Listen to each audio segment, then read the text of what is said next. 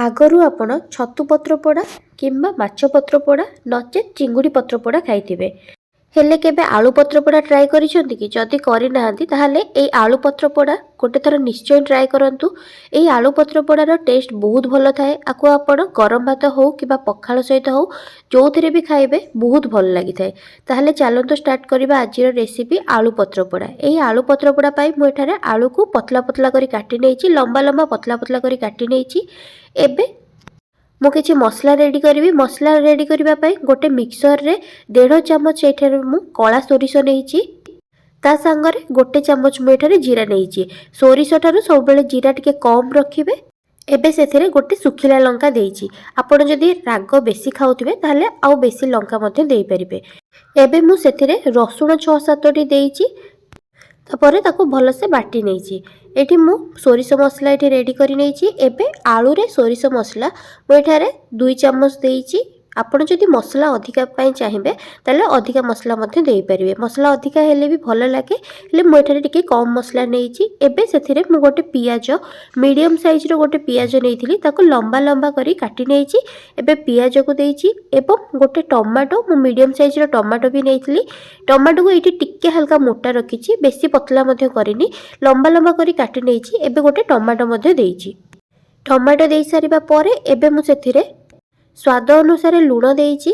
एठारे लुण मु 2 चमच देइछि। आपणको हिसाब रे जेतिकी नेइथिबे सेही हिसाब रे स्वाद अनुसार लुण देबे।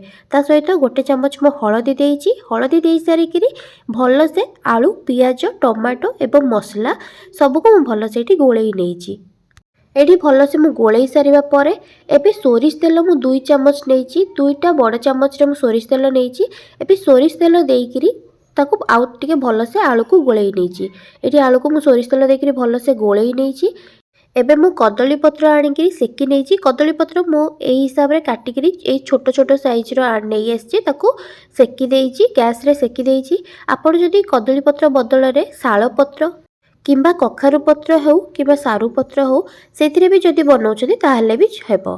एठी देखंतु मु पत्र को दुई पटर साइड रे ताकू सेकी नउछि भल से। एबे सेकी सारिया परे पत्र नरम हो जाए थाए, जहाँ द्वारा पत्र को फोल्ड करिया पई सहज होई थाए। एबे मु कदली पत्र गोले की रखिथिबा आलू को कदली पत्र रे दउछि। आपण जेतिकी चाहिबे गोटे थर रे देई परिबे। एठारे मु 4 चमच मु एठारे आलू दउछि। मु चमच रे एठी देइछि 4 चमच एठारे आलू देइकरी ता ऊपर मु एठारे 2टी लंका रखिछि, कंचा लंका रखिछि। जदि आपण राग अधिका चाहिले अधिका लंका मध्ये देई परिबे। एठारे मु लंका देइकरी एबे पत्र को मु भल से फोल्ड करी नउछि। फोल्ड करिकरी मु एठारे सूतारे बांधी देबी। आपण माने वीडियोटी आरंभ रु शेष पर्यंत देखंतु। जदि वीडियोटी भल लागिबो ताले लाइक सहित शेयर करि नेबे। आ जदि मो चैनल रे नुआ थिबे ताले सब्सक्राइब मध्ये करि देबे। सब्सक्राइब करने सहित पाखरे थिबा छोटो बेल आइकन को मध्ये क्लिक कर देबे, जहाँ द्वारा मु नेक्स्ट वीडियो जहाँ भी अपलोड करिवि ताहार नोटिफिकेशन आपण पाखरे पहुंची जिवो। एबे देखंतु गोटे को मु भल से फोल्ड करिकिरी ताकू सूतारे बांधी के रखि देइछि। एबे आउ गोटे कदली पत्र आनिकिरी सेथिरे सेम प्रोसेस रे मु आलू 3 रु 4 चमच नेइछि। 4 चमच नेइकरी ताकू पत्र को भल से फोल्ड करी सेथिरे लंका रखिकिरी पत्र को भल से फोल्ड करी नेइछि। फोल्ड करिकिरी ताकू मध्ये सूतारे एठी बांधी नेइछि। आपण एई रेसिपी को निश्चय ट्राई करंतु। आउ जदि को माने आगरो एई रेसिपी को ट्राई करिसंती ताहले मध्ये मते कमेंट सेक्शन रे जणेबे। आउ जदि कि ट्राई करूछंती एई रेसिपी को आउ केमिति लागुची मो सहित कमेंट सेक्शन रे शेयर करिवे। एठी देखंतु मु दुईटा जगह को भल से बांधी के रखी नेइछि। एठी भल से मु एठी सूतारे बांधी नेइछि। सूतारे बांधी सारिबा परे मु एठारे गोटे तावा नेइछि। आपण जदि चाहिबे कड़ाई मध्ये नै परिबे। तावा रे नेकिरी मु एठारे गोटे चमच सोरिष तेल देइछि। तेल गरम हो सारिबा परे बांधी के रखिथिबा कदली पत्र रे आलू को एबे मु तावा रे देइछि। तावा रे देइकिरी किछि टाइम पई घोड़ेई नेइछि। एटारे मु 5 मिनिट पई घोड़ेई नेबी। गोटे साइड हेइ जिबा परे मु तार एठी आरो साइड उल्टेई देबे। एठी 5 मिनिट हेइ गला परे मु तार आरो साइड को एठी उल्टेई दउछि।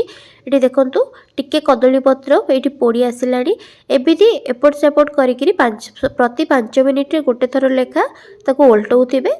एही हिसाब रे कदली पत्र पोड़ीबा पर्यंत हमकु प्रति 5 मिनिट रे गोटे थर लेखा उल्टेइबार अछि। एठी देखंतु ऊपर कदली पत्र पोड़ी गलानी, तो आमे जानिबा आलू भी हमर भितर सिझी जाइथिबो। आलू सिझिबा पई बहुत कम टाइम लागे। से हिसाब रे गैस को एठारे स्लो फ्लेम रे रखिकिरी प्रति 5 मिनिट रे एठी उल्टौछि। ଏଇଠି ଦେଖନ୍ତୁ ମୋର କଦଳୀ ପତ୍ର ବୋଥ୍ ସାଇଡ଼୍ରେ ପୋଡ଼ିଗଲାଣି। ଏବେ ଆମର ଭିତରେ ଆଳୁ ମଧ୍ୟ ହେଇସାରିଥିବ। ଏବେ ମୁଁ ତାୱାରୁ ଗୋଟେ ପ୍ଲେଟ୍କୁ କାଢ଼ିକିରି ଆକୁ ଖୋଲିକିରି ଆପଣଙ୍କୁ ଦେଖେଇବି। ଏଇଠି ଦେଖନ୍ତୁ ମୁଁ ଗୋଟେ ପ୍ଲେଟ୍କୁ କାଢ଼ି ନେଉଛି। ଏବେ ଗରମ ଗରମ ମୁଁ ଆପଣଙ୍କୁ ଖୋଲିକିରି ଦେଖେଇବି। ଆପଣମାନେ ବି ଏଇ ପ୍ରୋସେସ୍ରେ ବନାନ୍ତୁ। କେମିତି ଲାଗୁଛି ମୋ ସହିତ କମେଣ୍ଟ ସେକ୍ସନରେ ସେୟାର କରିବେ। ଦେଖନ୍ତୁ କେତେ ସୁନ୍ଦର ଦେଖାଯାଉଛି। ସୁନ୍ଦର ଦେଖାଯିବା ସହିତ ଆର ଟେଷ୍ଟ ବହୁତ ଭଲ ଥାଏ। ଆପଣ ପଖାଳ ହେଉ କିମ୍ବା ଗରମ ଭାତରେ ହେଉ ସବୁଥିରେ ଭଲ ଲାଗିବ। ଆଉ ଯଦି ପଖାଳରେ ଖାଉଛନ୍ତି ତାହେଲେ ଆର ଟେଷ୍ଟ ଆଉ ବି ବେଶୀ ଭଲ ଥାଏ। ଆପଣମାନେ ନିଶ୍ଚୟ ଗୋଟେ ଥର ଟ୍ରାଏ କରନ୍ତୁ। ରହୁଛି, ଧନ୍ୟବାଦ।